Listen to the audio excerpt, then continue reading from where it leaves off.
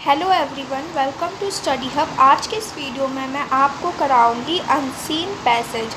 Right, अगर आपको पता होगा कि आपका अनसीन पैसेज आने वाला है आपके एग्ज़ाम में, और ये बहुत ज़्यादा इम्पॉर्टेंट टॉपिक है, स्कोरिंग टॉपिक है और आपको आना चाहिए, क्योंकि हमें क्या लगता है काफ़ी इजी टॉपिक है। बस एक पैराग्राफ दे दिया जाएगा और कुछ क्वेश्चंस दे दिए जाएंगे और हमें उसी में से कॉपी कर कर आंसर करना होगा। गए वो दिन, अब ऐसा नहीं होगा। अब थोड़ा सा आपका जो पैसेज का लेवल होगा वो बढ़ा दिया जाएगा, हाई कर दिया जाएगा। कभी कभार ऐसा होगा कि आपको डायरेक्ट आंसर नहीं मिल रहे होंगे। राइट, तो ऐसी कंडीशन में आपको क्या करना है, क्या टिप्स एंड ट्रिक्स फॉलो करना है, ये सब हम आज की वीडियो में डिस्कस करेंगे। और आप अनसीन पैसेज में फुल मार्क्स कैसे स्कोर कर सकते हैं, इसके बारे में भी हम जानेंगे। बहुत ज़्यादा चांसेस है कि इस बार के आपके अनसीन पैसेज में MCQ टाइप भी आपको देखने को मिलेंगे।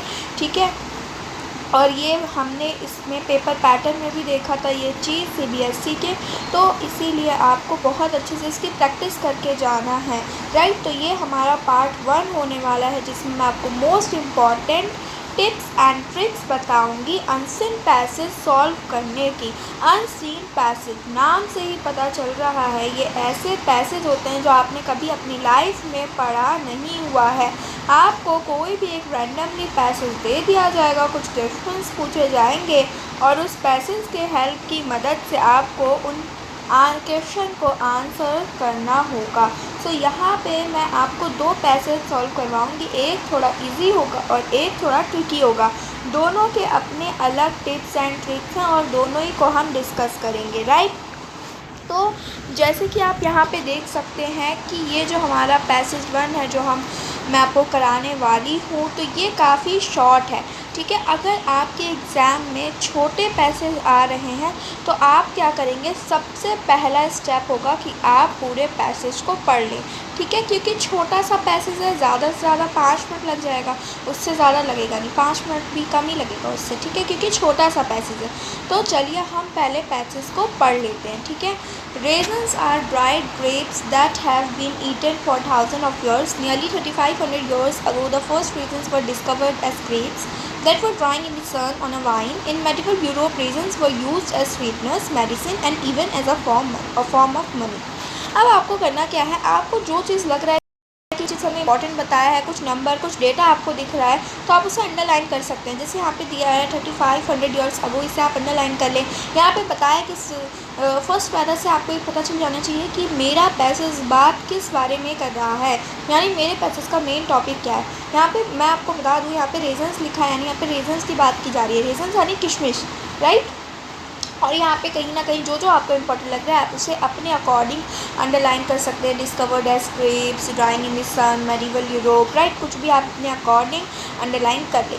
राइट, अब हम सेकंड पैरा पढ़ते हैं। इन अमेरिकन रीजन्स वो first found after an 1873 heat wave.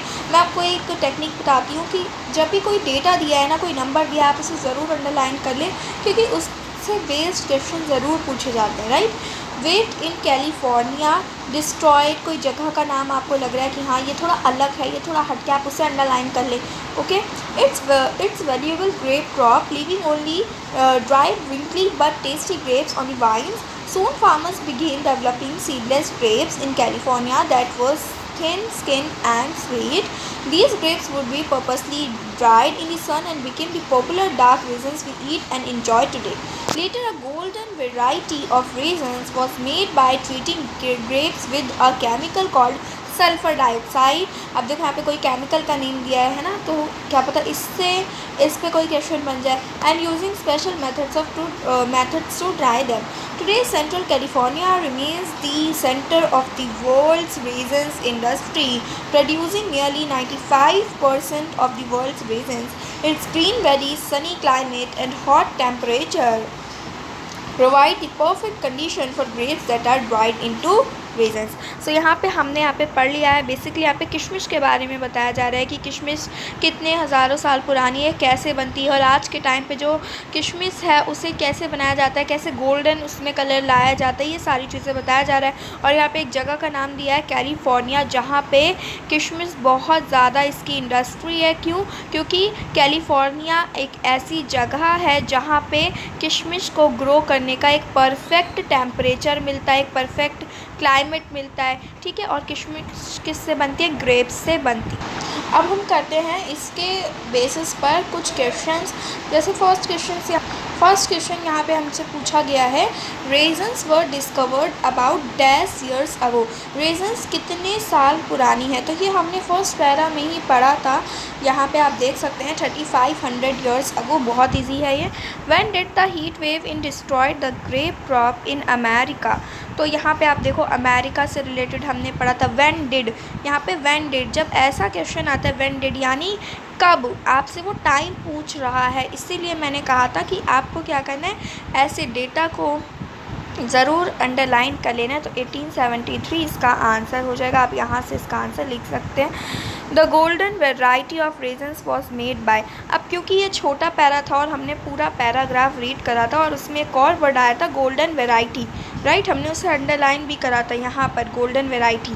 तो यहाँ पे बोल रहा है कि गोल्डन वेराइटी जो किशमिश है वो किससे बनी होती है। तो हमने यहाँ पे ये भी अंडरलाइन करा था, केमिकल का नाम सल्फ़र डाइऑक्साइड, राइट। तो इसका आंसर हो जाएगा सल्फ़र डाइऑक्साइड। चलिए अब हम आगे बढ़ते हैं। नेक्स्ट क्वेश्चन हमारा क्या है, देखते हैं। Name the noun and adjective in the phrase dried grapes. यहाँ पे एक वर्ड दे रखा है, एक फ्रेज दे रखा है आपको, ड्राइड ग्रेप्स। ड्राइड का मतलब होता है सूखे और ग्रेप्स का मतलब होता है अंगूर। अब यहाँ पे आपको बताना है कि इनमें से नाउन क्या है और एडजेक्टिव क्या है। नाउन यानी किसी भी चीज़ का नाम, तो ग्रेप्स क्या हो गया, नाउन हो गया, और एडजेक्टिव यानी उसकी विशेषता। ग्रेप्स कैसा है, सूखा, तो ये उसकी विशेषता हो गई, इसकी एडजेक्टिव हो गया। तो ड्राइड क्या हो गया यहाँ पे, एडजेक्टिव। ठीक है, फिर है make sentences of your own using perfect as adjective. आपको यहाँ पे एक वर्ड दे दिया गया है परफेक्ट। अब आपको इस वर्ड, इस एडजेक्टिव को यूज़ करके, यानी ये जो परफेक्ट, ये जो आपको वर्ड दिया है, आप कोई भी इसके परफेक्ट के ऊपर एक सेंटेंस आपको बनाना है। आप कोई भी सेंटेंस यहाँ पे बना सकते हैं, आपकी चॉइस है, right. I want to become perfect teacher, या I want to become perfect doctor, anything you can make. Which is the center of the world's raisins industry। और ये भी हमने अंडरलाइन करा था, हमने पढ़ा था। छोटे पैरा में यही होता है कि हमने पढ़ा होता है, तो जो कीवर्ड्स होते हैं वो हमारे माइंड में होते हैं। तो आपको मैं यही टिप एंड ट्रिक देना चाहूँगी कि अगर आपके एग्ज़ाम में शॉर्ट पैसेज आया है जिसमें केवल 2 या 3 पैराग्राफ हैं या 3 से 4 पैराग्राफ हैं, तो आप पहले पूरा पैसेज रीड कर लीजिए। उस पैसेज में आपको जो जो इम्पोर्टेंट लग रहा है, जो जो डेटा है, उसको आप अंडरलाइन कर लो और फिर आप क्वेश्चन पे आओ और उसके बाद आपको इजीली आंसर मिलेंगे। ठीक है, जैसे यहाँ पे पूछा है कि वर्ल्ड में किशमिश इंडस्ट्री का सेंटर कौन है, तो अभी मैंने आपको बताया था, यहाँ पे लिखा भी है centre of the world industry कौन है, कैलिफोर्निया। ठीक है, लास्ट क्वेश्चन है, in medieval Europe raisins were used as, this is not last question, this is second last question. So let's see, in medieval Europe raisins were used as. यहाँ पे बताया जा रहा है कि जो यूरोप है वहाँ पे रेजन्स को किस चीज़ के लिए यूज़ करते हैं, स्वीटनर के रूप में, मेडिसिन के रूप में, फॉर्म ऑफ मनी के रूप में, ऑल ऑफ दी अबव। तो अगर आपको नहीं याद आ रहा है तो आप दोबारा से पैसेज में जा सकते हैं। यहाँ पे क्या बोला गया, मेडिवल यूरोप रेजन्स। अब आप इस वर्ड को सर्च कर लो और इस वर्ड को अपने पैसेज में ढूंढने की कोशिश करो, मेडिवल यूरोप रेजन, राइट। सो मैं पैसेज पे दोबारा आती हूँ और मैं ढूंढने की कोशिश करती हूँ मेडिवल यूरोप रेजन्स को। कहीं ना कहीं तो मिल ही जाएगा। यस, मुझे मिल चुका है, ये देखो। In medieval Europe raisins were used as sweeteners, medicine, even as a form of money. तो यहाँ पे तीनों ही वर्ड आ रहे हैं, स्वीटनर भी आ रहा है, मेडिसिन भी आ रहा है, फॉर्म ऑफ मनी भी आ रहा है। इसका करेक्ट आंसर हो जाएगा all of the above. Last question देखते हैं, the perfect condition for grapes that dried into raisins are hot temperature, sunny climate, none of the above, both A and B. तो अभी हमने देखा कि ग्रेप्स को सूखने के लिए, जब ग्रेप्स सूखते हैं तो वो किशमिश बन जाते हैं, रेजन्स बन जाते हैं। तो उसके लिए क्या चाहिए होता है, क्या परफेक्ट कंडीशन चाहिए होती है। अभी हमने देखा था यहाँ पर हॉट टेम्परेचर, सनी क्लाइमेट है ना, तो A and B, both A and B. Option D इसका करेक्ट आंसर हो जाएगा। बहुत इजी पैसेज था, छोटा सा था। आई होप आपको जो मैंने टिप्स एंड ट्रिक्स दिया है वो समझ आ गया होगा। अब मैं आपको थोड़ा सा हाई लेवल के पैसेज पे लेकर चलती हूँ, ठीक है। तो ये वाला हमारा पैसेज आ चुका है और ये जो पैसेज है आप देख सकते हो इसकी लेंथ अच्छी खासी है और ये जो पैसेज है ये चाइल्ड लेबर के ऊपर है। तो इस पैसेज को आप कैसे कर सकते हो उसके ऊपर हम बात कर लेते हैं। देखो, ऐसे पैसेज को आप पूरा मत पढ़ो। अगर आपको लग रहा है कि ये 1.5-2 पेज का पैसेज है, ठीक है, 1.5-2 पेज का जनरली नहीं होता लेकिन काफ़ी लंबा पैसेज है, बहुत सारी चीज़ें दे रखी हैं, तो आप क्या करोगे, आप पूरा पैसेज पढ़ोगे, फिर क्वेश्चन पे जाओगे और फिर जब आप क्वेश्चन देखोगे तो आपको याद नहीं आएगा कि क्या मैंने ये पैसेज में पढ़ा था या नहीं पढ़ा था। फिर आप दोबारा पैसेज पढ़ोगे, तिबारा पैसेज पढ़ोगे, तो ये बहुत ज़्यादा टाइम कंज्यूमिंग होता है। आप ये मत भूलो कि आपको सिर्फ अनसीन पैसेज नहीं करने अपने पेपर में, अनसीन पैसेज के अलावा आपको क्वेश्चन आंसर और ग्रामर, इतनी सारी चीज़ें हैं, उससे भी करना होता है। दैट इज़ वाई मैं आपको यही सजेस्ट करूँगी कि जब बड़े पैरा हैं तो आप इन पूरा पैसेज मत पढ़ो। अब बिना पैसेज पढ़े आप करोगे कैसे? तो चलिए हम इसको सॉल्व करने की कोशिश करते हैं। इस पैसेज को हम आंसर ढूंढते हैं और मैं आपको यहाँ पे टिप्स एंड ट्रिक्स भी बताती हूँ कि आप ऐसे बड़े पैसेज को एग्ज़ाम में कम समय में कैसे कर सकते हैं, ठीक है। सो ये वाला कहीं ना कहीं यहाँ पर आपको साफ साफ लिखा भी हुआ है हेडिंग में, यस, यहाँ पे लिखा हुआ है चाइल्ड लेबर, यानी चाइल्ड लेबर आपको समझ आ ही गया होगा। इस पूरे पैराग्राफ यानी जो पूरा पैसेज है किसके ऊपर है? बाल मजदूरी के ऊपर है, जो छोटे बच्चों को काम कराया जाता है, ठीक है, उसके बारे में यहाँ पे आपको बताया गया है, चाइल्ड लेबर के बारे में। तो आपको क्या करना है, आपको सबसे पहले फर्स्ट पैराग्राफ पढ़ना है। जब बड़ा पैसेज आपको देखो तो सबसे पहले आप फर्स्ट पैराग्राफ पढ़ो और फिर लास्ट पैराग्राफ पढ़ो, ठीक है। फर्स्ट पैराग्राफ पढ़ो और लास्ट पैराग्राफ पढ़ो। जब आप ये काम करोगे तो आपको पूरे पैसेज का निचोड़ समझ आ जाएगा।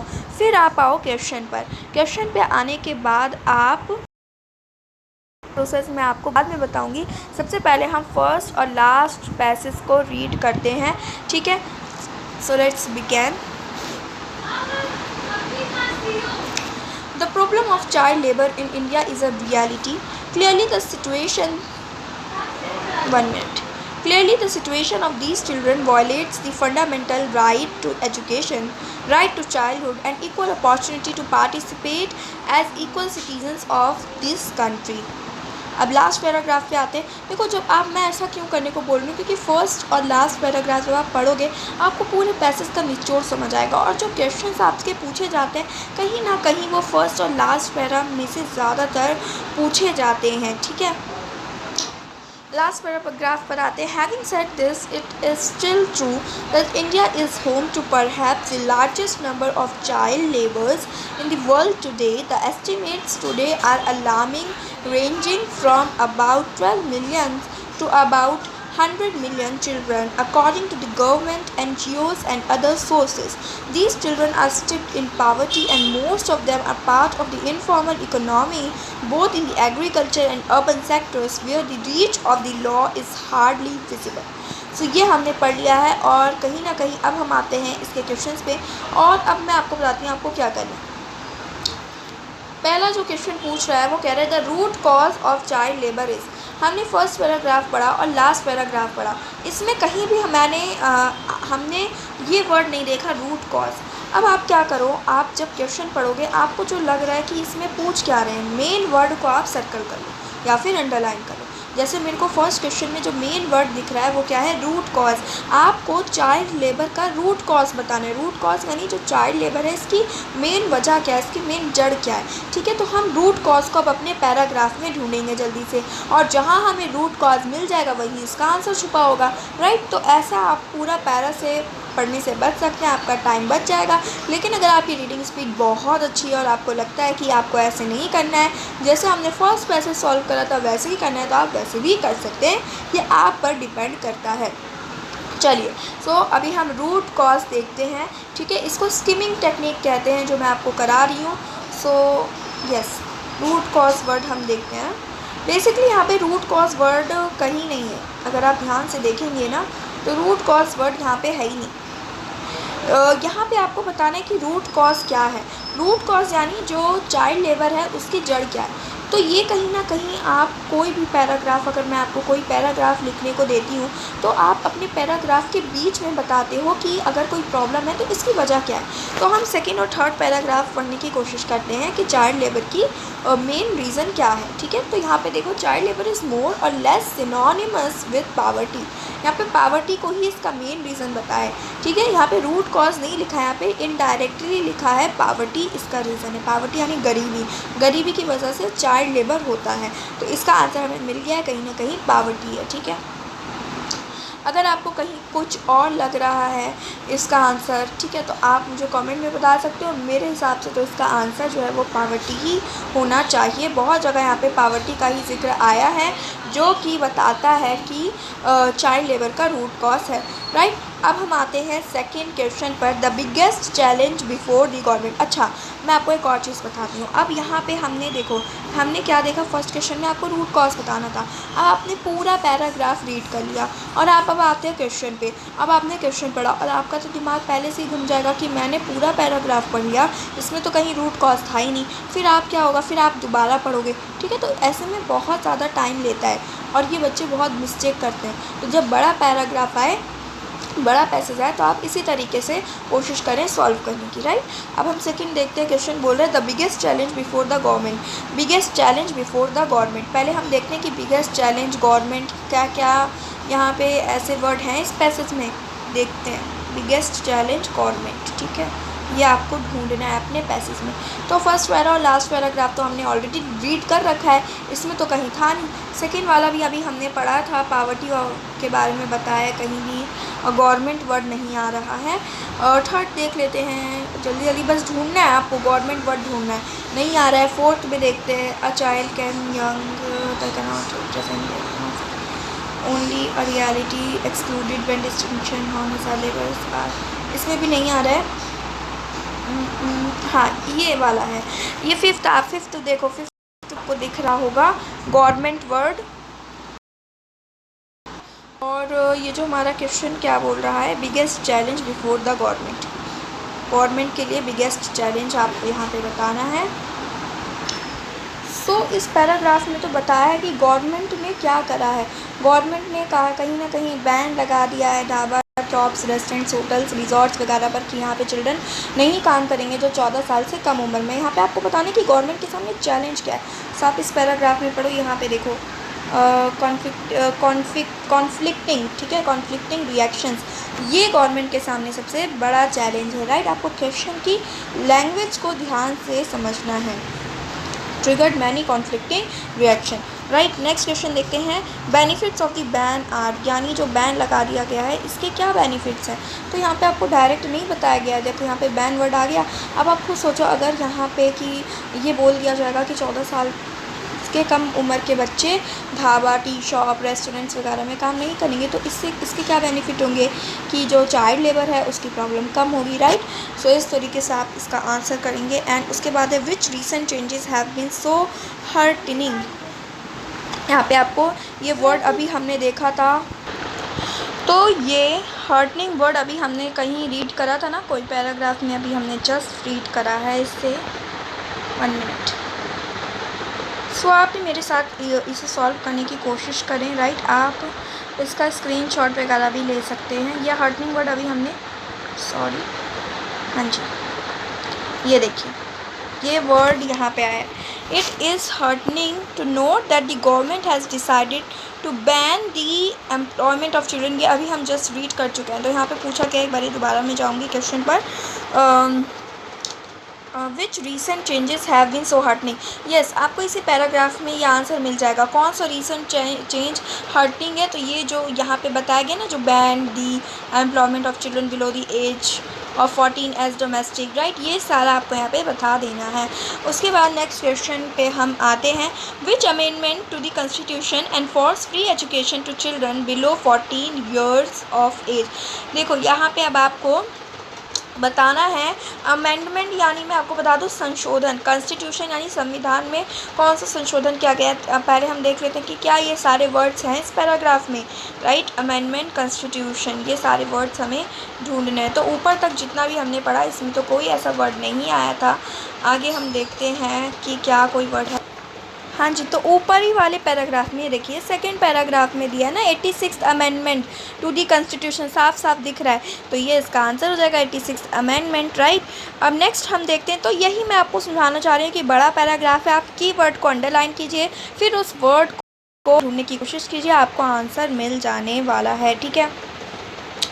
चलिए अब नेक्स्ट पढ़ते हैं हम, in which country is the largest number of child labour found, कौन सी कंट्री में चाइल्ड लेबर सबसे ज़्यादा पाया जाता है। यहाँ पे और कोई कंट्री का तो नाम आया ही नहीं है, इंडिया ही के बारे में हम पढ़ रहे हैं, सो ऑब्वियसली इंडिया इसका आंसर हो जाएगा। The word in the passage which mean essential is critical, fundamental, reconciled, hazardous, ठीक है। अब आपको यहाँ पे एसेंशियल का मतलब बताना है कि इस पैसेज में एसेंशियल की जगह कौन सा वर्ड यूज़ हुआ है, ठीक है, क्रिटिकल, फंडामेंटल, रिकॉग्नाइज्ड, हैजार्डस। तो वर्ड मीनिंग के बेस पर भी आपके क्वेश्चन पूछे जा सकते हैं। मैं आपको बता देती हूँ, एसेंशियल का मतलब होता है ज़रूरी, ठीक है। अब आपको बताना है इन चार ऑप्शन में से कौन सा करेक्ट आंसर होगा। एसेंशियल वर्ड की जगह कौन सा वर्ड होगा जिसका मतलब होता है ज़रूरी और जो इस पैसेज में यूज़ किया गया है, यह आपका होमवर्क है, आप मुझे कमेंट में बताएंगे, राइट।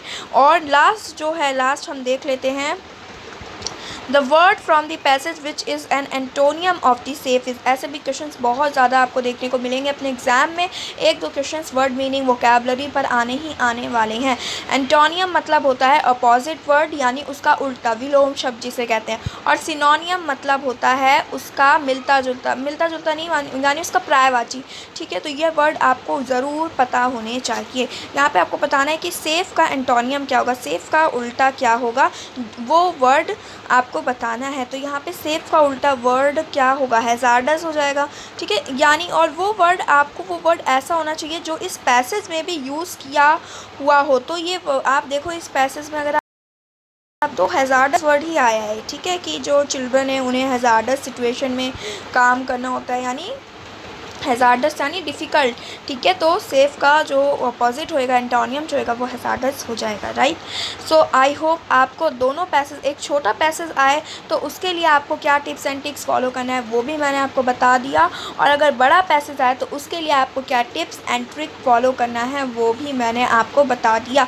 लेकिन बच्चों ये तो रही टिप एंड ट्रिक की बात, और मैं आपको बता दूँ आपको अपने एग्ज़ाम में अलग अलग तरीके के पैसेज देखने को मिल जाएंगे। कुछ पैसेज होंगे जिसमें बहुत सारे फैक्ट्स होंगे, कुछ पैसेज होंगे जो सिर्फ नॉर्मल कोई टॉपिक हो सकता है, कोई प्रॉब्लम हो सकती है, जैसे अभी हमने देखा चाइल्ड लेबर के ऊपर था, और उससे पहले वाला पैसेज था वो कोई टॉपिक के बारे में बताया गया था, वो रीजंस के बारे में बताया गया था, राइट। तो आपको बहुत सारे पैसेज आपको देखने को मिल जाएंगे, अलग अलग तरीके के पैसेज एग्ज़ाम में पूछे जाते हैं, इसीलिए ये इस वीडियो का पार्ट 1 था। मैं आपके लिए ऐसे बहुत सारे पार्ट लेकर आऊँगी, ठीक है, लेकिन मैं आपको यही बोलूँगी कि सबसे ज़्यादा जो इम्पॉर्टेंट चीज़ होती है वो होती है प्रैक्टिस, ठीक है।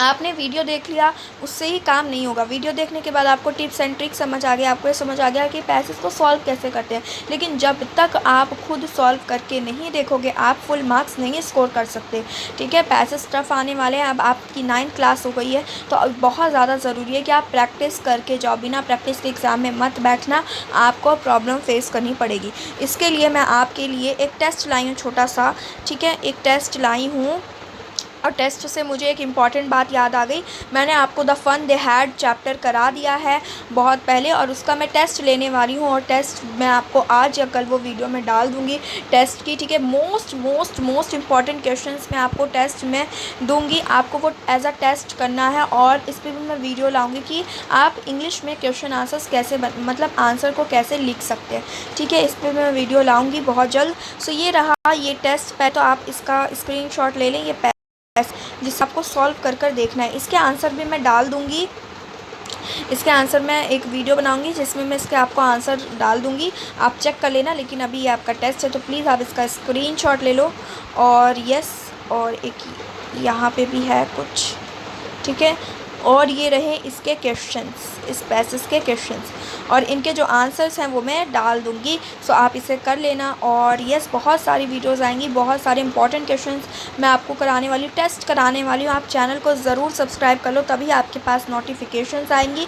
और वीडियो काफ़ी लेंदी हो गई, अगर आपको लग रहा है कि लेंदी वीडियो, आप क्या करो, वीडियो की स्पीड इंक्रीज़ करके देख लो 1.5x पे, ठीक है। आप अपना टाइम वेस्ट मत करा करो, आप वीडियो की स्पीड इंक्रीज़ कर सकते हो, राइट। बाकी आपने इस वीडियो को पूरा देखा, इसके लिए थैंक यू सो मच।